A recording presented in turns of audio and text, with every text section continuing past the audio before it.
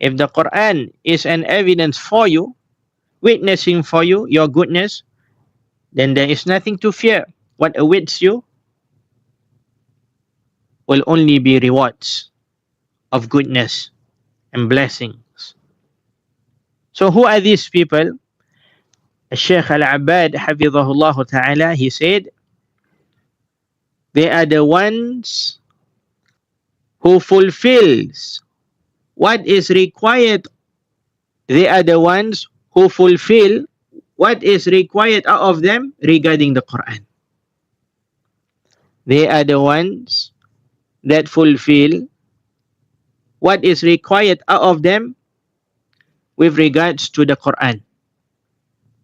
They recite the Quran as how it deserves to be recited. From giving the Quran its rights is to recite the Quran as how it deserves to be recited. And so we ponder, is the Quran only supposed to be recited in the month of Ramadan and then left alone in the shelves, only to be returned back to in reciting it the next Ramadan?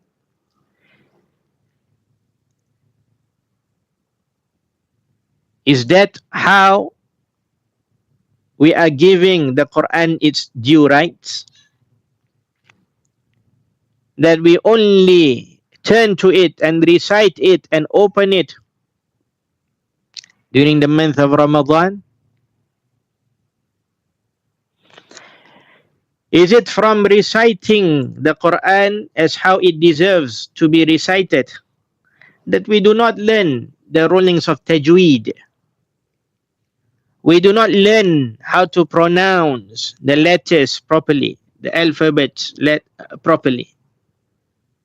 We do not learn the prolonging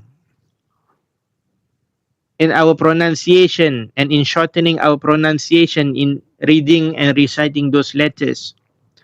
When do we make idgham? When do we make ikhfa? When do we make taqlib?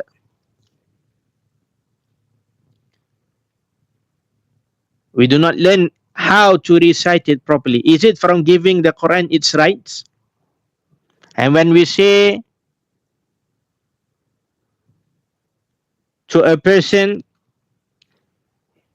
it is a must to learn tajweed so that you can recite the Quran properly, not changing its meaning, and you are giving each letters their rightfully deserved pronunciations and such.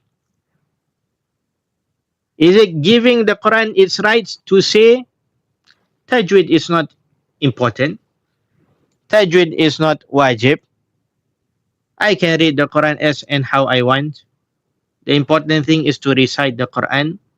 Whether to recite it properly or not, this is another thing. Tajweed is not important. Sheikh this and Sheikh that says that it is not wajib. So is this one who gives the Quran its rights?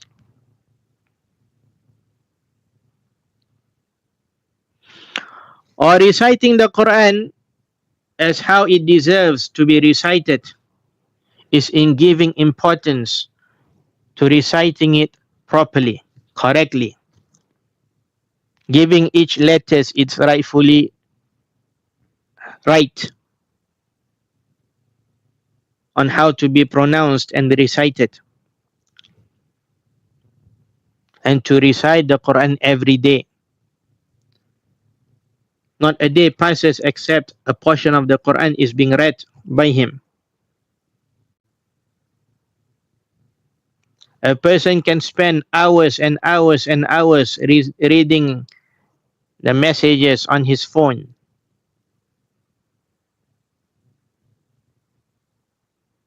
Yet when he comes to a few lines from the Quran, he finds much difficulties.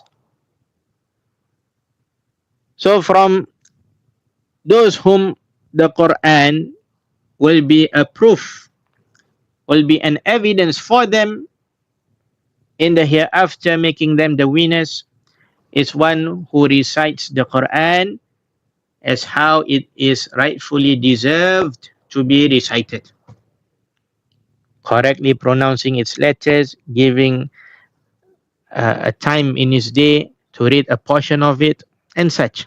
This is from it. And the Shaykh, he said, in reflecting the Qur'an, in reflecting the Qur'an is to be reflected. It's not only to be read and recited without any reflections. There are stories mentioned about the nations of the past for us to take heed and learn. There are rulings on how to worship Allah subhanahu wa ta'ala correctly, properly, found in the Qur'an. So we should reflect and learn as well. There are verses that talks about the paradise of Allah, which increases our passion in wanting to do good, so that we can get those rewards.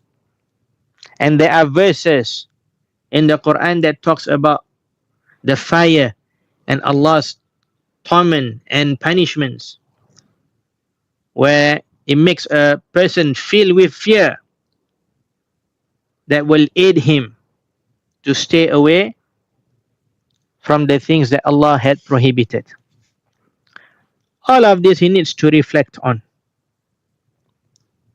All of this he needs to reflect on.